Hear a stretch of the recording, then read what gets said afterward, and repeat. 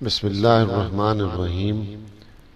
تمام سننے والوں کی خدمت میں عقیدت محبت سے السلام علیکم ورحمۃ اللہ وبرکاتہ۔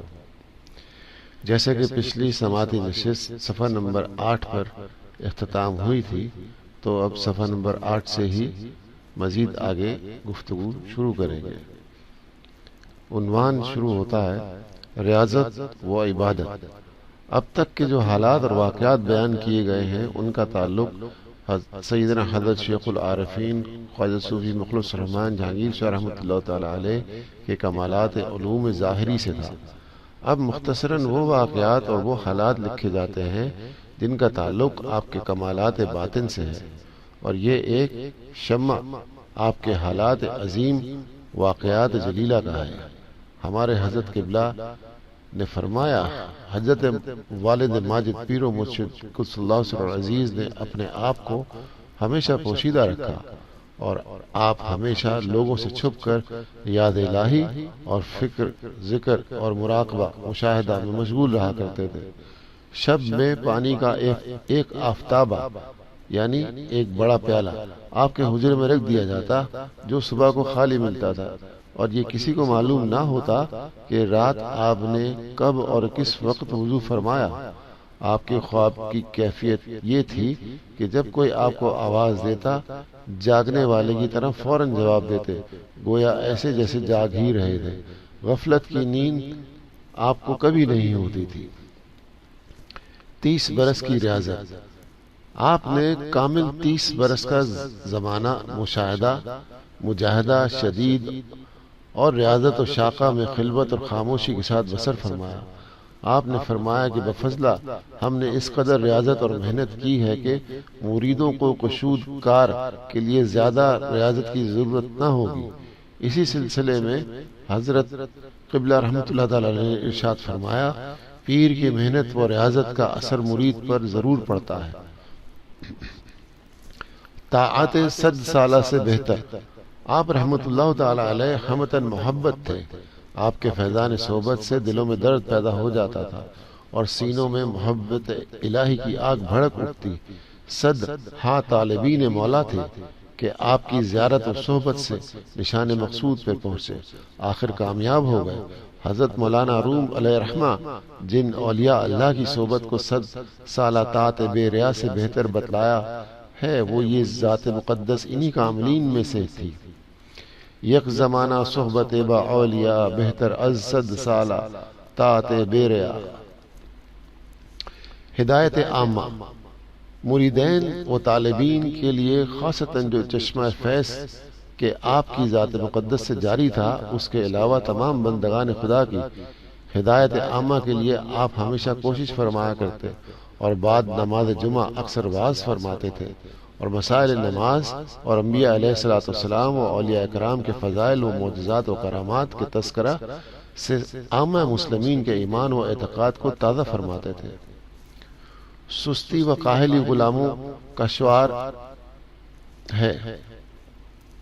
ہمارے حضرت قبلہ رحمۃ اللہ تعالی علیہ نے اس موقع پر یہ بھی فرمایا، ہمارے حضرت قدس اللہ سر العزیز یہ دعا کرتے، اے پروردگار، ایسی تو نگری سے بچانا جو تجھ سے غفلت میں ڈالے، ایسی غریبی سے بچانا جو تیری یاد سے غفلت پیدا کرے۔ آپ کو غفلت اور سستی اور کاہلی سے نہایت درجہ اعتزاز تھا۔ فرماتے تھے، غفلت اور سستی شریفوں کا شعار نہیں ہے بلکہ غلاموں کا شعار ہے۔ شرافت اور نجابت کی بقا محنت کشی اور چستی سے ہوتی ہے۔ آپ رحمۃ اللہ تعالی علیہ دینی یا دنیاوی مشغولی سے کبھی بیکار نہیں رہے تھے، یا دینی کام کرتے تھے یا دنیاوی کام میں مصروف رہتے تھے۔ بیکاری کو نہایت ہی ناپسند فرماتے تھے اور اسی سے گھبراتے تھے۔ عالمی ہمتی۔ حضرت سیدنا شیخ العارفین نہایت باہمت اور اعلیٰ حوصلے کے تھے۔ ایک بار آپ نے چاٹگام سے اجمیر شریف کا سفر فرمایا۔ اس زمانے میں ریل نہ تھی، اس وجہ سے آپ کا یہ سفر 6 مہینے پورا ہوا۔ تعلقات روحانی بارگاہ رسالت کے ساتھ ارشاد ہوا، ہمارے حضرت قبلہ رحمۃ اللہ تعالی علیہ کامل متبع سنت تھے۔ تمام باتوں میں حضرت رسول مقبول صلی اللہ علیہ وآلہ وسلم کے قدم بقدم تھے۔ اتباع سنت، کتابوں میں لکھا ہے کہ رسول اللہ صلی اللہ علیہ وآلہ وسلم سے کبھی کہا کی آواز نہیں سنی۔ آپ کی ہنسی صرف مسکرانا تھی، جیسے کہ چہرے پہ تبسم ہوتا ہے۔ ہم حضرت والد صاحب قبلہ کے لڑکے ہیں، ہم نے تمام عمر میں کبھی ان سے کہا کی آواز نہیں سنی۔ رسول مقبول صلی اللہ تعالی علیہ وسلم کی رفتار ایسی تھی کہ ہمیشہ قدم جما کر چلتے تھے، آپ کا قدم ہلکا نہیں پڑتا تھا۔ ہمارے حضرت بھی ہمیشہ قدم جما کر چلتے تھے، ہلکے قدم کبھی نہیں چلتے تھے، اور جس طرح پہلوان قدم جما کر چلتے ہیں آپ کا چلنا اسی طرح سے تھا۔ انسان قدم جما کر اسی وقت چلتا ہے جب وہ جوش یا غور و فکر کی حالت میں ہو۔ جو شخص کسی خیال اور کسی سوچ میں نہیں ہوتا، غفلت و بے خیالی میں اس کے قدم ہلکے پڑتے ہیں۔ اس کے مثل اور بہت سی خصوصیات خاصہ حضرت والد قدس اللہ سر عزیز کی ذات گرامی میں اتباع سنت کی تھی، جن کا فہم و ادراک شریعت اور طریقت کے مقامات عالیہ سے تعلقات ہونے پر موقوف ہے۔ معمولی علم اور معمولی عقل و فہم ان رموز و نقاط تک نہیں پہنچ سکتی۔ کچھ کتابیں پڑھ کر دعوی علم کر دینا، جیسا کہ اس زمانے میں لوگوں کا حال ہو گیا ہے، اور نماز میں ٹکریں مار لینا، یہ اور بات ہے۔ اور ان رموز و نقاط کو سمجھنا جو شریعت و طریقت کے مقام عالیہ سے تعلق رکھتے ہیں اور بات ہے۔ حضرت شیخ العارفین رحمۃ اللہ تعالی علیہ کی بعض کرامات، قبہ نور میں جلوہ افروزی۔ سیدنا حضرت شیخ العارفین رحمۃ اللہ تعالی علیہ کے ایک مرید جناب عبدالعلی صاحب نے حضرت رحمۃ اللہ تعالی علیہ کی یہ کرامت بیان کی کہ ایک رات میرے دل میں اشتیاق زیارت غالب ہوا، اور گھر سے ارادہ کر کے نکلا کہ آپ جہاں تشریف رکھتے ہوں گے وہیں حاضر خدمت ہو کے اور زیارت کر کے ہی رہوں گا، مگر معلوم نہ تھا کہ اس وقت آپ کہاں تشریف رکھتے ہیں۔ گھر سے نکلنے کے بعد یکایک آسمان کی طرف نگاہ اٹھی تو دیکھا کہ جانب دکن ایک عجیب و غریب منظر ہے، ایک قبہ نور پیدا ہے اور عجب سما ہے۔ میں اسی قبہ نور کی طرف چلتا رہا یہاں تک کہ اس کے قریب پہنچا۔ اب آواز سما کانوں میں آنے لگی۔ اس وقت ذکر الہی کی مجلس مبارک برپا تھی، ہلکا اور سما کا ہنگامہ گرم تھا۔ آپ رحمت اللہ تعالی علیہ صدر میں تشریف فرما تھے، اور کیا دیکھتا ہوں کہ زمین سے لے کے آسمان تک ایک روشنی پھیلی ہوئی ہے، اور ایک محراب نور کے نیچے آپ جلوہ افروز ہیں۔ عجب عالم ہے۔ تہ محراب نوری چشم بدور، ایاں شدمانے نور اعلی نور۔ جناب منشی لطف اللہ صاحب ساکن باہولی تھانہ پٹیانے بھی ایک ایسی ہی روایت بیان کرتے ہیں کہ زمین سے لے کر آسمان تک قبہ نور نظر آیا۔ اس کے نشان پر وہ اس مکان تک پہنچ گئے جہاں حضرت رحمت اللہ تعالی علیہ تشریف فرما تھے، اور دیکھا کہ نور کی یہ محراب ہے جس کے نیچے آپ حضرت قبلہ جلوہ افروز ہیں۔ مقام خواجہ بر تراز گمان است، بروں از حد تقریر و بیان است۔ ستون نورانی از زمین تا فراز آسمان۔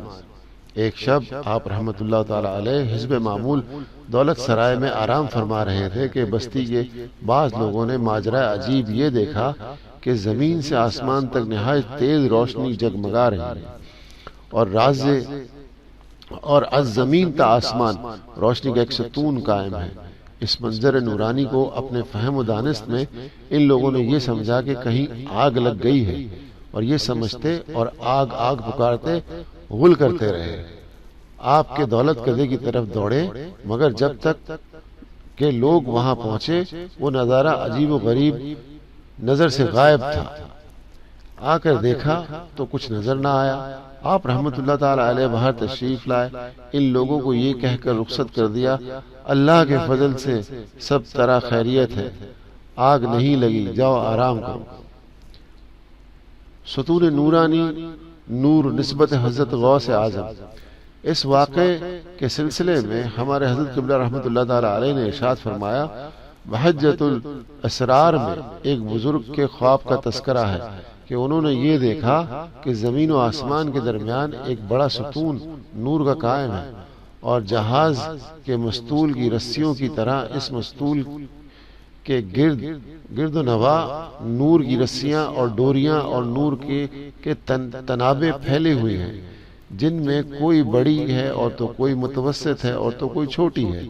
یہ تنابیں ہر طرف سے آ کر اس عظیم الشان ستون نورانی میں مل رہی ہیں۔ کچھ ڈوریاں مل چکی ہیں، کچھ ایسی ہیں کہ ذرا فاصلے سے ہیں اور ملنے والی ہیں۔ ان بزرگوں کو معلوم ہوا کہ نور کا یہ ستون حضرت غوث الثقلین محبوب سبحانی قطب ربانی سیدنا محی الدین شیخ عبد القادر جیلانی رضی اللہ تعالی عنہ کا نور یعنی نسبت ہے، نور کی نسبت، اور نور کی تنابیں حضرات اولیاء اللہ مقبولین بارگاہ کا نور ہے۔ ان واقعات اور دیگر واقعات اور حالات سے حضرت شیخ العارفین غوث وقت اور قطب زماں ہونے کا ثبوت ہدایت عامہ کے لیے من جانب خدا ظاہر ہوا ہے۔ اسی کے ساتھ آج کی نشست سماعتی نشست یہیں پر اختتام ہوتی ہے، صفحہ نمبر 11 کے ابتدا میں۔ اگلی سماعتی نشست صفحہ نمبر 11 سے ہی شروع کریں گے۔ جزاکم اللہ خیر فی الدنیا والآخرہ۔ اللہ رب العالمین بزرگان دین پیران نظام پیر و مرشد قبلہ کے صدقہ طفیل سے تمام سننے والوں کے لیے خیر اور عافیت کا معاملہ فرما دیے۔ السلام علیکم ورحمۃ اللہ وبرکاتہ۔